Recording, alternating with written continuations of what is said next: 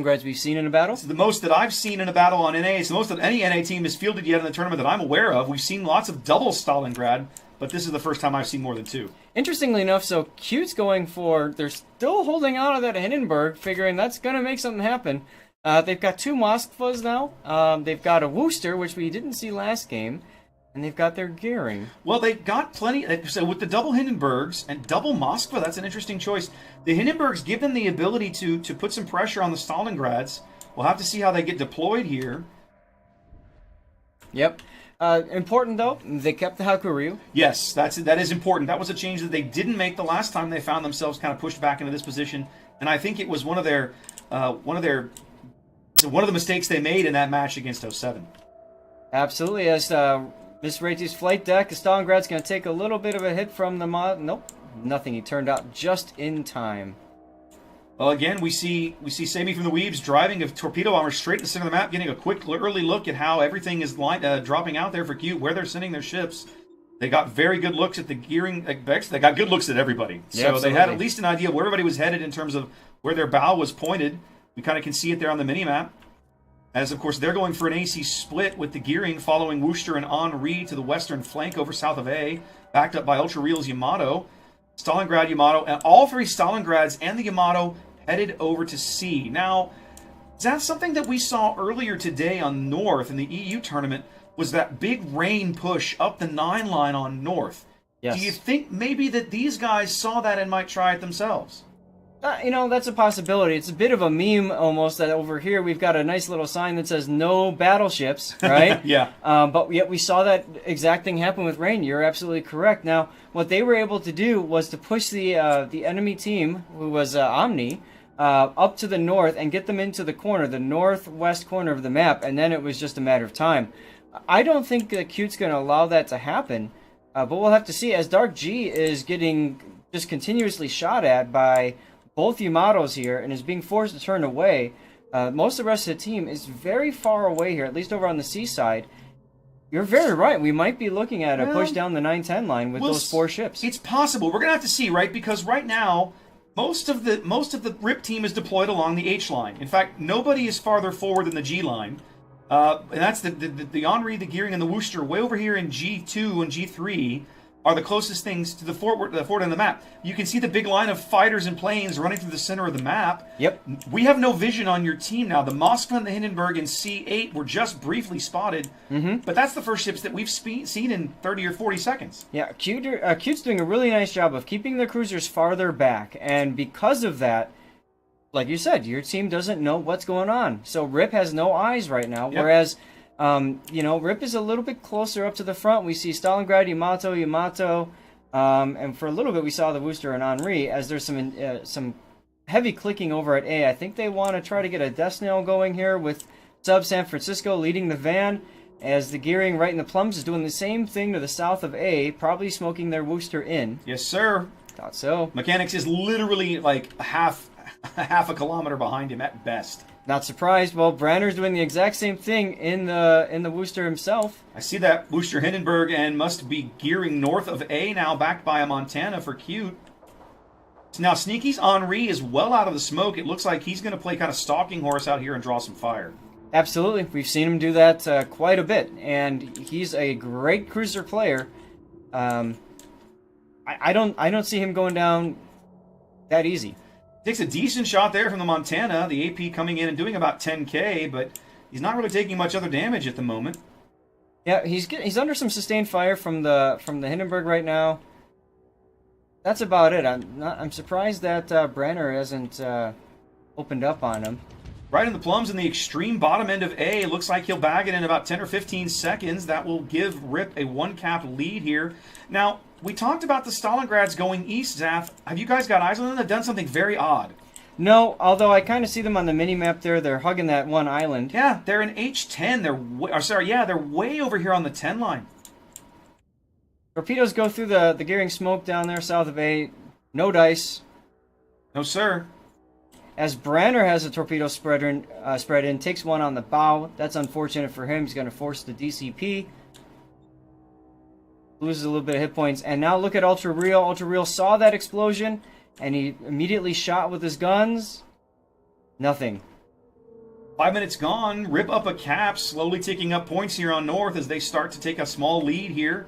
They're also up hit points.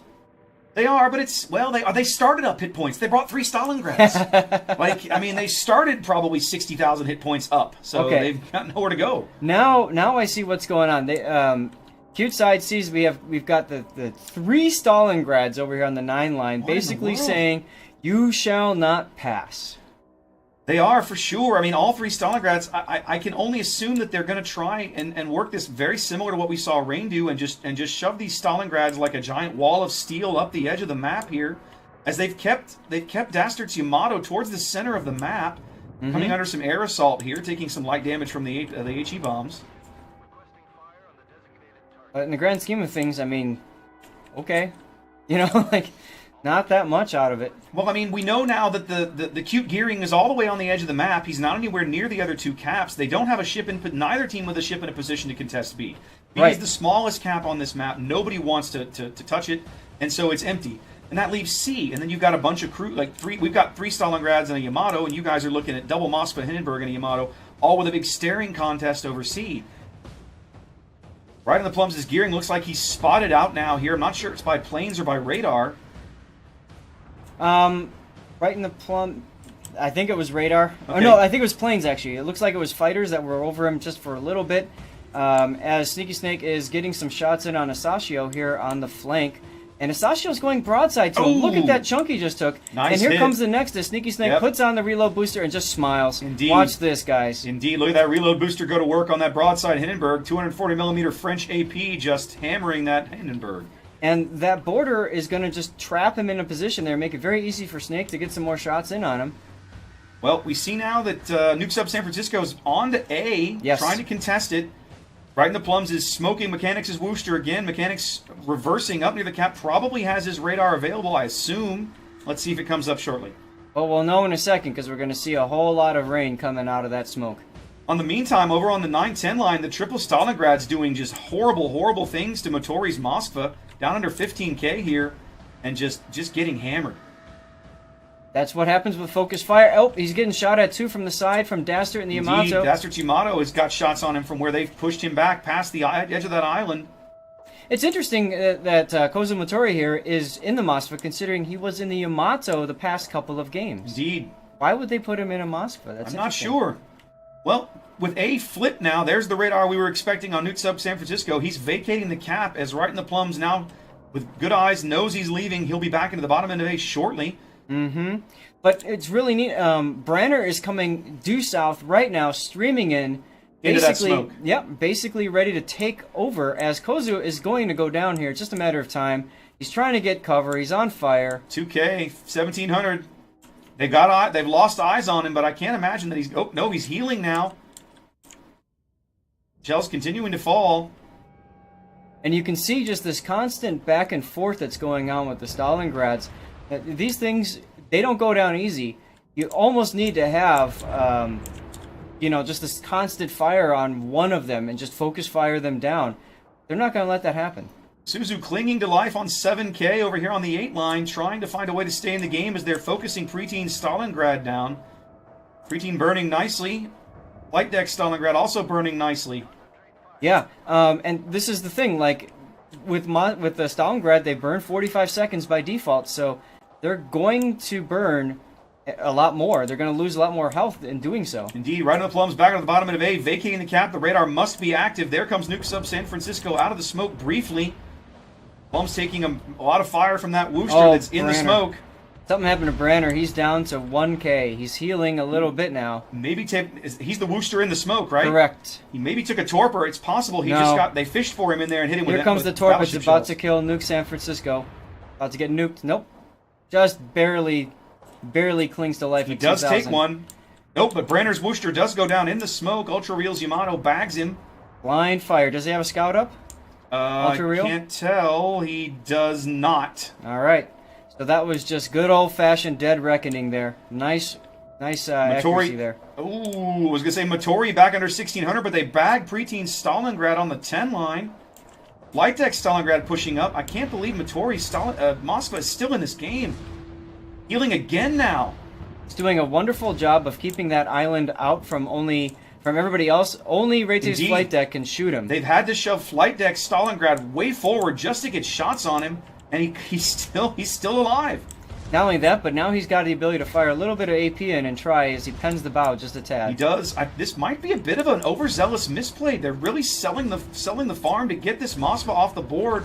They're going to give up a lot of this Stalingrad HP to do it. Absolutely. Now, Isuzu Sento's got to be very careful here. He's trying to go for some of those cheeky broadside shots. Nope, he switched back to HE. He's decided, I'm just going to burn you and HE pan me to death. That's fine. Both cute Moskvas over here at the edge of the map, very, very low. They're finally going to get Motori off the board, but it's going to cost Flight Deck his ship. There it goes. Yamato just hammering him. Dark G's Yamato hammering him from the C-cap, and there he goes. Right in the plums, trying to cap A. More torps coming into that smoke cloud that he's laying for mechanics. Dark G's got some torpedoes coming in from the carrier. Not bad. 3 hits, force the DCP. I do like that Dark G is in C at this point. He's got to get on the cap, at the very least try to get something happening. We're going to have Yamato's dueling for caps here. I never thought I'd say in King of the Sea. Dark G trying to bag C as Dastard drives into B, and there's very little that they can do about Dastard at all, other than try to direct carrier drop him. Yeah, Dastard picked a really good time to go into B cap, although you're absolutely correct. It does expose him to carrier drops. You can see that Save Me from the Weaves is keeping a fighter squadron right around Dastard. He's got good fighter cover there. We forgot to mention, but the lead is actually flipped back to Cute. They're working about an 18-point lead here with 8 minutes to play. Yes, but it's about to switch. They're losing B cap, and once that hits, they're going to start losing points Slowly again. tick back up. Now, SAT scores Stalingrad over here, all alone, literally all alone almost on this entire half of the map over here on the 9 line. He's got a Moskva and a Hindenburg trying to get shots on him here. He can't really move forward. I'm not sure where Dark G's guns are pointed. Dark G is... Take a look. Dark G is... Actually, it's like Dark G is going to sail over there. Yeah. He's turning that way. Yep. I don't know if I like this plan, but we'll see what happens. SAT is continuing to go backwards. Irie 64, I mean, he's got a clear line of advance on him. Now, Dastard is also doing something I never thought I'd see a Yamato do. He's driving through this goofy gap off the eastern edge of the B cap, turning south. He's going to go for a shot on Dark G's starboard side or stern as he comes around the island. So what he's probably doing is he wants to prevent Dark G from going south and pushing south around it. As SAT starts moving forward now, we might just see the Russian torpedo come out. It's possible. I think SAT score might have realized his position is just the best thing he can probably do is just try and trade with this Moskva because Dark G's going to have a beautiful shot on him. Oh, here comes the torpedo drop. Here comes the torpedoes. He's going to take at least 2 of these. It looks like the forward one's going to miss. He's going to lose another 10K here from taking one in the bow and one in the stern. And that's going to cause a flood. There it is. You can see that now. And force the DCP. All right, so if you're Irie, you have to be thinking about the ram now as SAT is going full speed. SAT turns on the engines, decides he's just going to try and go for it here. I think Dark G still has no shots over there. Rip moves out to a small lead here with about 6.5 minutes to play on North. Ooh, Dark G just took a big hit through the stern from Ripster. From Dastard. Sorry, Ripster. Ripster. Ripster. Oh, there it goes. Yeah, he does finally lose, though. But now, you know, Cute's got 3 ships on the 9-10 line, and now what do they do with them? Now it becomes an east-west fight for them. They've got to try and push these ships farther west. Well, now Dark G is going to take at least a couple of torpedo hits here.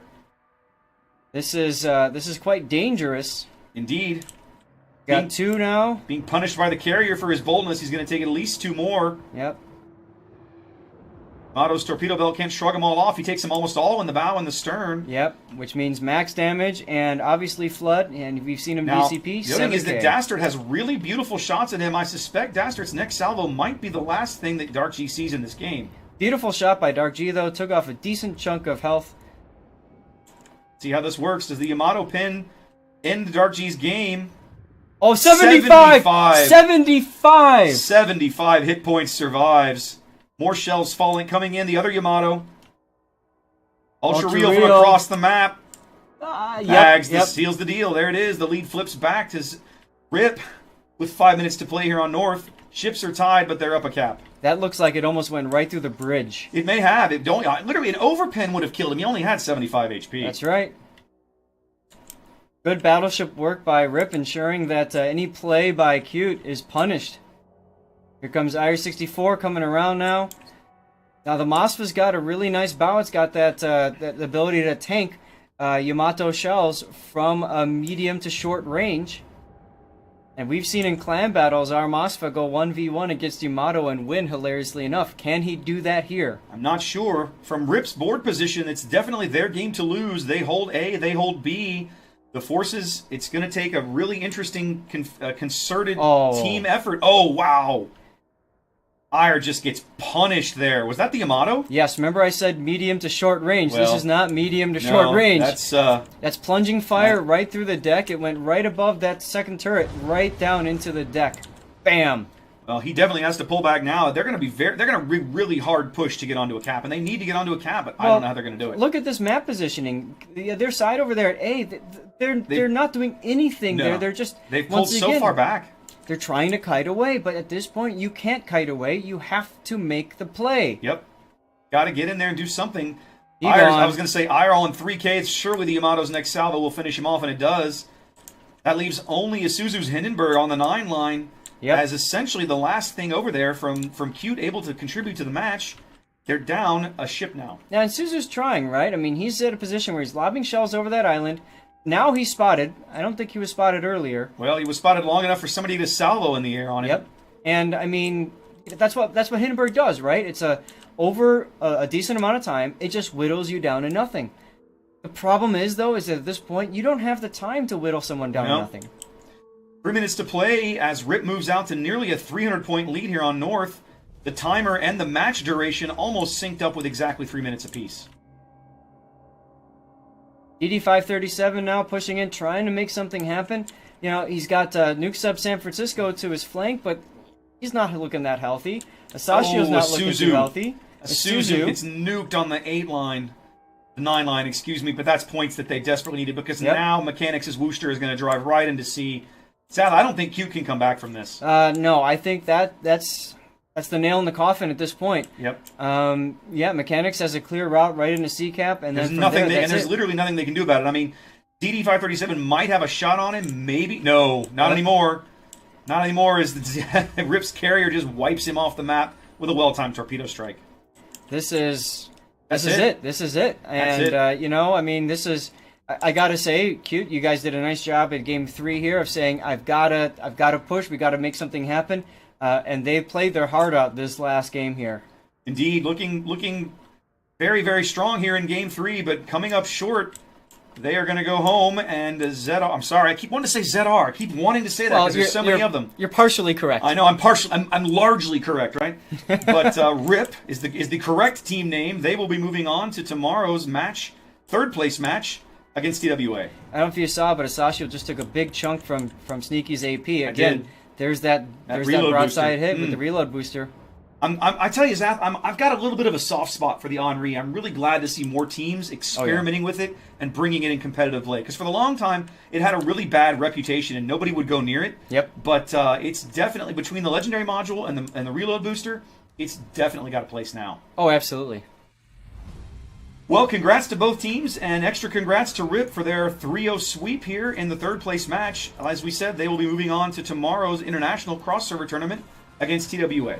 And take a look at this, the fighter kills. I mean, Hakuryu, both sides dominating in terms of plane kills. But once again, we see that RIP has the lead on plane kills. So, but even if Cute is providing superior spotting, they're also losing more planes in the process of doing so. Mm-hmm. Yep.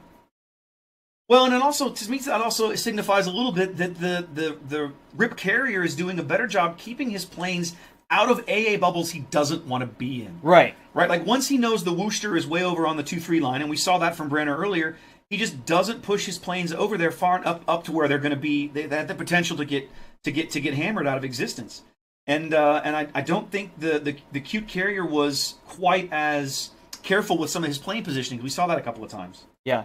And one of the problems, one of the frustrations, I've played carriers in competitive, and I'll tell you what, one of the biggest frustrations is you don't know where the anti-air bubble is of the opponent's ships. You only know once your fighters start taking hits. Yep. And when you have players that are spec'd for maximum anti-air, guess what? It doesn't take much before you start losing planes.